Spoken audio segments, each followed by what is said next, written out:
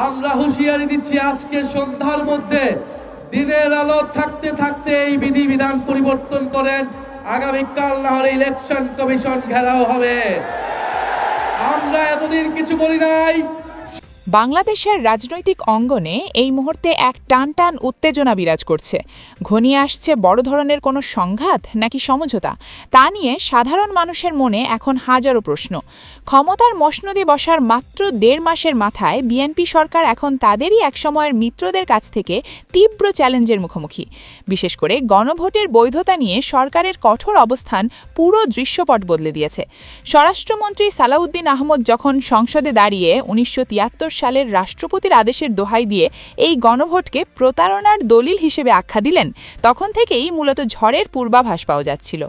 রাজনৈতিক বিশ্লেষকরা বলছেন যে গণভোটে দেশের প্রায় ৭ কোটি মানুষ অংশ নিয়েছিল এবং যেখানে ৭০% মানুষ পরিবর্তনের পক্ষে রায় দিয়েছিল, সেই রায়কে স্রেফ আইনি মারপেঁচে ফেলে বাতিল করাটা জনগণের মধ্যে নেতিবাচক বার্তা দিচ্ছে।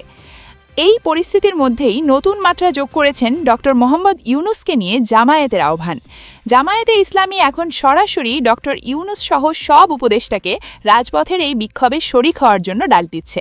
এটি কেবল একটি সাধারণ আহ্বান নয়, বরং রাজনৈতিক মহলে একে দেখা হচ্ছে সরকারের উপর এক ধরনের মনস্তাত্ত্বিক চাপ হিসেবে।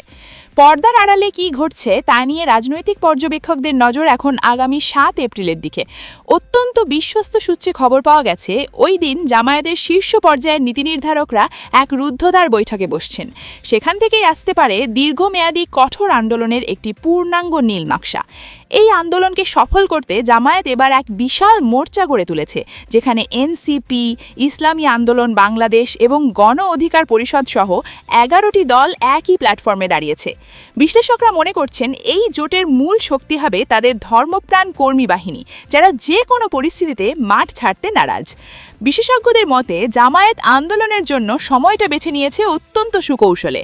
বর্তমানে দেশে এলপিজি গ্যাসের মূল্য ১ লাফে ৪০০ টাকা বৃদ্ধি পাওয়া এবং নিয়মিত বিদ্যুৎ বিভ্রাটের কারণে সাধারণ মানুষের মধ্যে যে চাপা ক্ষোভ রয়েছে, সেটিকে আন্দোলনের প্রধান জ্বালানি হিসেবে ব্যবহার করা হচ্ছে। প্রধানমন্ত্রী যখন জনগণকে বিদ্যুৎ সাশ্রয়ের অনুরোধ জানাচ্ছেন, জামায়াত তখন বলছে যে দেশের অর্থনৈতিক অবস্থা স্থিতিশীল নয়। তারা দাবি করছে জুলাই সনদে যে অঙ্গীকারগুলো ছিল তা বাস্তবায়ন না করে সরকার জনগণকে ধোঁকা দিচ্ছে।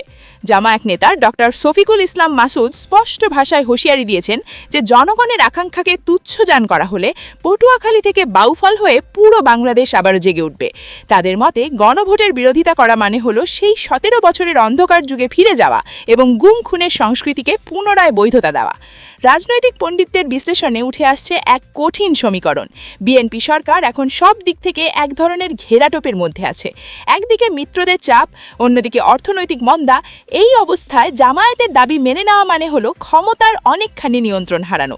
কারণ জুলাই সনদে যে ক্ষমতার ভারসাম্যের কথা বলা হয়েছে তা বর্তমান সরকারের অনেক পরিকল্পনার সাথে সাংঘর্ষিক। গোপন সূত্রগুলো বলছে জামায়াত চাইছে সরকারকে এমন এক জায়গায় দাঁড় করাতে যেখানে তারা ভুল সিদ্ধান্ত নিতে বাধ্য হবে। যদি তারা এই শান্তিপূর্ণ আন্দোলন দমনে শক্তি প্রয়োগ করে, তবে জামায়াত একে জনগণের ওপর রাষ্ট্রীয় জুলুম হিসেবে প্রচার করে আন্তর্জাতিক মহলের দৃষ্টি আকর্ষণ করবে।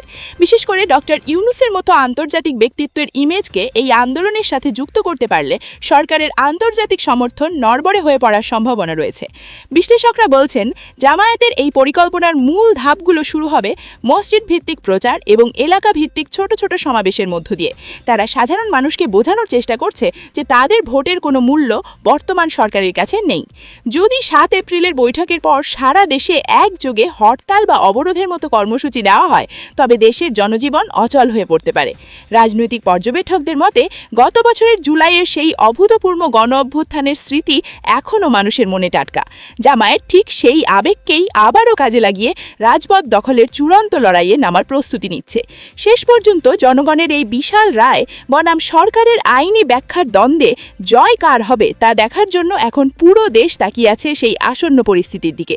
বাংলাদেশের রাজনীতিতে আগামী কয়েকটা দিন যে অত্যন্ত ঘটনাবহুল হতে যাচ্ছে তা নিয়ে এখন আর কোনো সন্দেহ নেই। পরবর্তী রাজনৈতিক পরিবর্তনের প্রতিটি মুহূর্ত এখন কেবল সময়।